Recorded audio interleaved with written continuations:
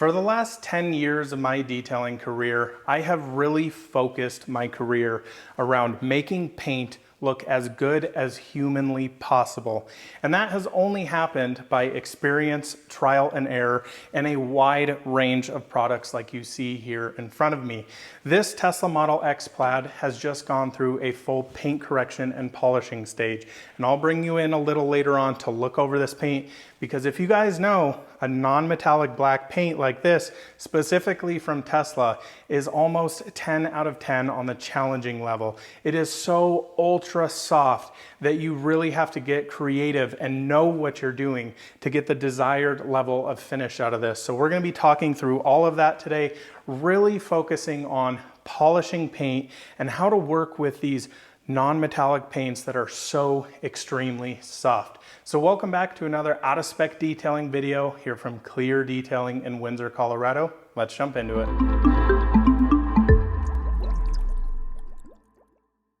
Now, before we dive too far into it, it's important to understand the big differences between soft paint and hard paint. You guys hear me talk a lot about this on the channel, and I get a lot of comments. How do you know what paint is soft, what paint is hard? I hear that this manufacturer has hard paint, this manufacturer has soft paint. Well, I'll tell you, in general, some of those manufacturer has X can be true. Typically, Mercedes has very, very hard paint.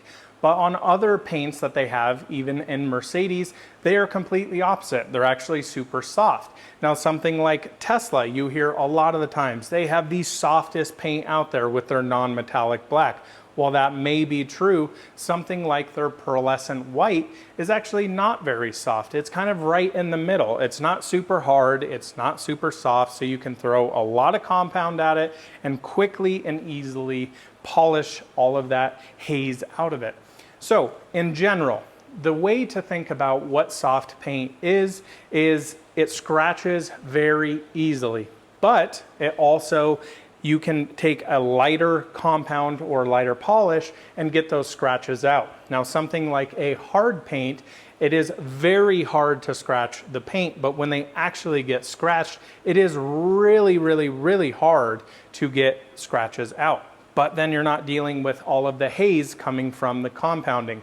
So when we're actually buffing on vehicles, we're taking microscopic layers of paint off. And when a paint is very soft, if you will, there's a lot of paint coming off, which is going into your pad. So we have to mitigate that somehow. And that's where we come out with the blowout method. So basically, while doing paint correction or even polish, I have an air compressor and basically blow out all of the polish, all of the compound, and importantly, this residue we have coming off of the paint. That's very important because something like a microfiber is very good at picking stuff up, kind of grabs it and holds it in the microfiber. But then once you start working it around the car on something like a very soft paint, you get this built up so much that it's actually scouring the paint, causing you more work down the line with polishing. So it's very, very different, hard versus soft paint. I'll also make a note that hard paint chips a lot differently than soft paint. So when you get a rock that impacts very soft paint, typically makes a dimple, but most 9 times out of 10 will not fully take out a big chunk of paint like something that would be on really hard paint. My dad has a GMC AT4 and they are known for having metal bumpers on there where the paint is super hard, gets hit by a rock that's really small and makes a huge impact, if you will. Whereas something like this typically gets more peppered, if you will, but necessarily doesn't always take paint off or as much as it would with a hard paint. So my preference as a detailer, if I were looking at it and telling manufacturers what I would like, I'd like something in the middle, something that's not too soft, not too hard. You can compound it, it will scratch when pushed, but if you properly wash it and maintain it, it's very challenging for it to get actually scratched. But when it inevitably does, you can compound, polish it easily. So something like this in my opinion is way harder than dealing with a hard paint, because a hard paint, all it's doing is you are throwing massive amounts of compound at it, going after the paint pass after pass after pass. Whereas this, you gotta really get creative. Something like this non-metallic black from Tesla, I put on a 10 out of 10 challenging level that you should only have a pro be touching. If you're a detailer out there, you gotta figure out how to work with these paints because black cars need a lot of love and you see scratches more than something like a white vehicle. So I see a lot of very scratched up black paint and you got to figure out how to work with it. So the past 10 years, that's what I've done. In front of me, you see an accumulation of some of my favorite compounds and favorite polishes that I've used throughout the years, and they all have their own place in the arsenal. I mix and match these things. So what you do when you become to my level of expertise with paint, you start going after the nth results, that last 1%, what you're trying to do. So on this particular car, if you take a ton of compound to try and get what inevitably has a lot of scratches out of it, it's got so much haze that you typically can't polish it out. You're typically having to do a 3-stage. So you do a compound, a middle compound or polish, and then an ultra light one. So it's really, really challenging. Whereas typically, again, going back to hard paint, throw a ton of compound at it, it's 99% finished out. I'll still go back through and polish it. That's just how my brain works, but you're not dealing with all that haze. So this is way more challenging to deal with. And if you've had a car like this, you probably know what I'm talking about.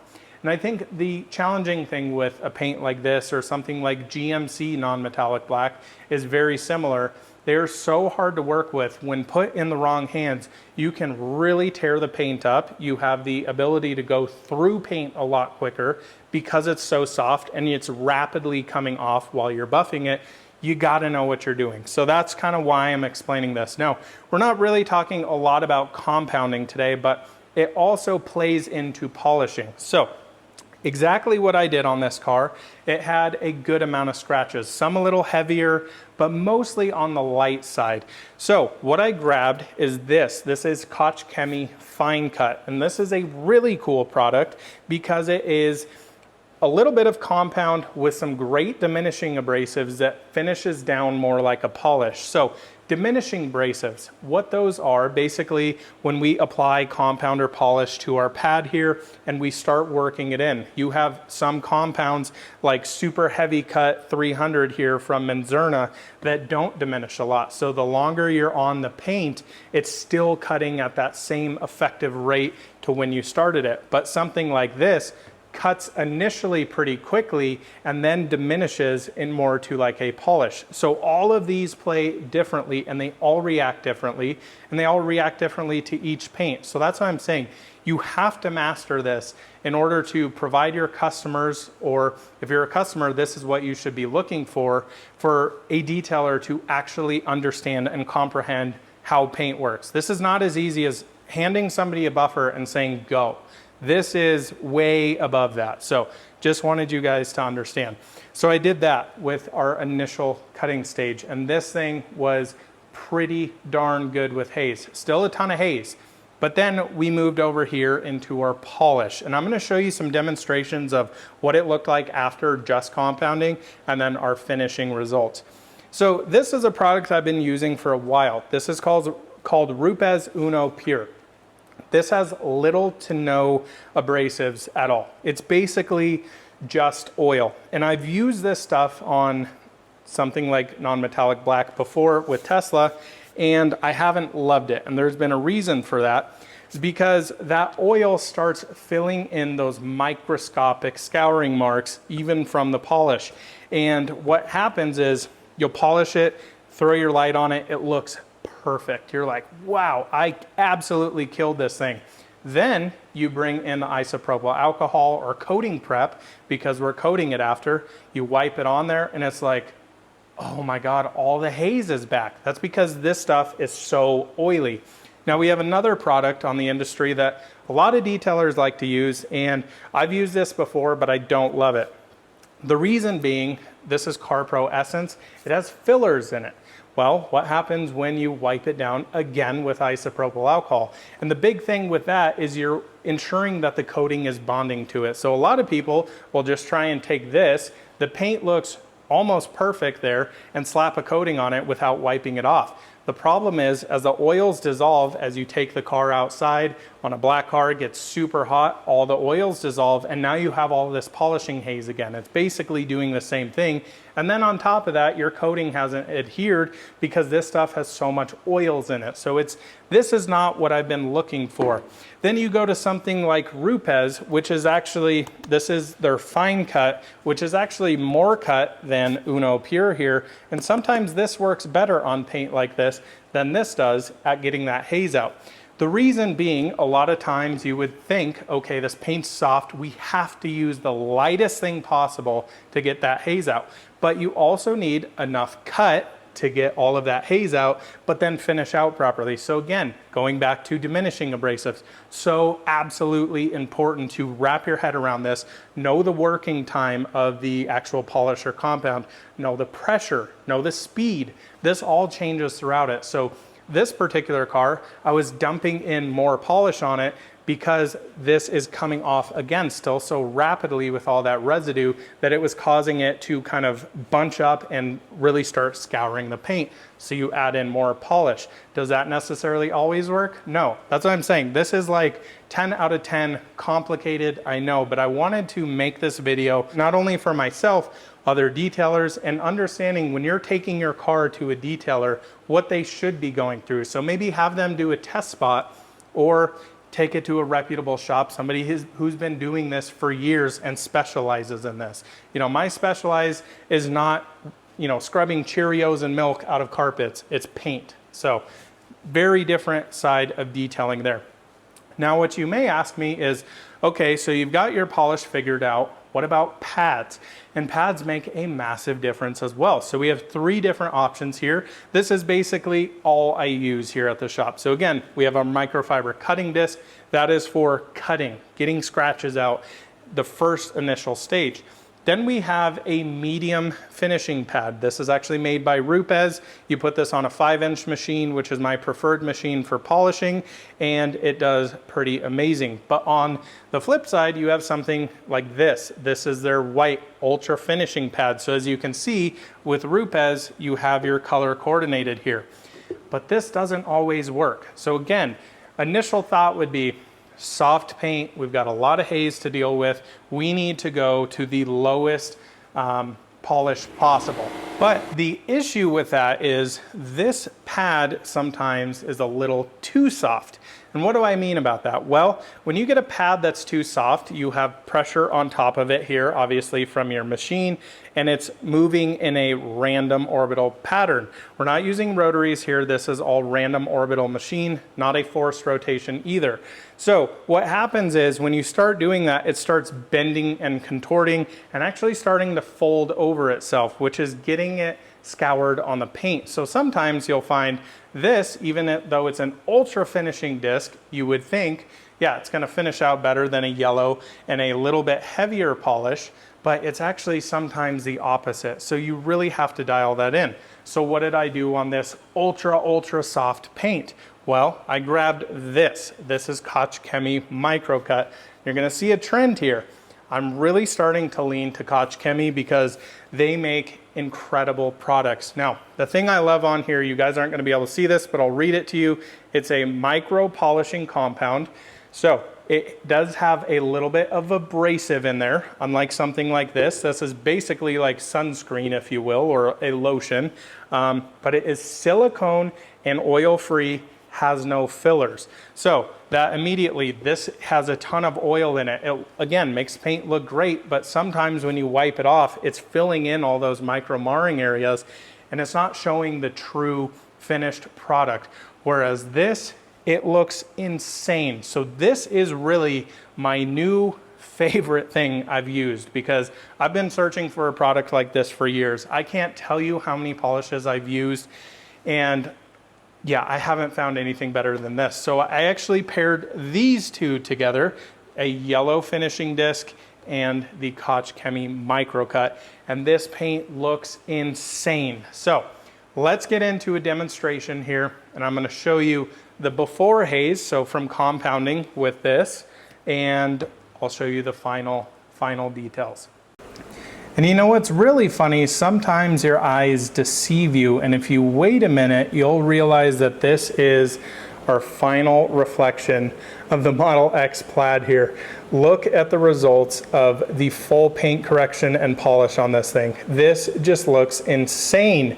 You can literally read the freaking labels in the reflection of this paint. Like, incredible. So pumped with how this turned out. So again, we use this fine cut here from Koch Chemie, which is not a full compound, on the microfiber cutting disc, and then used micro cut here on a finishing disc. Interesting to note, this is a gray polish. So again, why I really like this polish is that it gets all of that haze out. Now, we didn't put a ton of haze in here. I'm going to show you some areas in a second, but it really finishes out to near perfection, where something like this looks good until you wipe it off with isopropyl alcohol. Then you've got all of this haze everywhere. So let me bring you over here. And this is the kind of sad thing that I often see in the detailing industry. A lot of people, wow, like that looks great, doesn't it?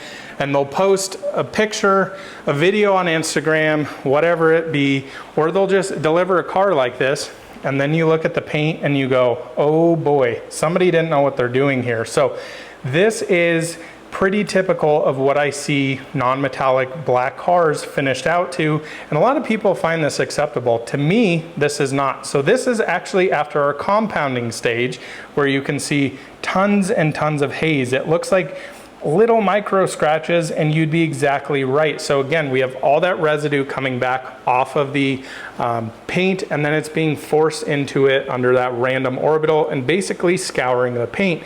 But you have the abrasives in there to remove the scratches. So it's a really fine balance. Now let me show you here on the hood, where this is actually completely finished.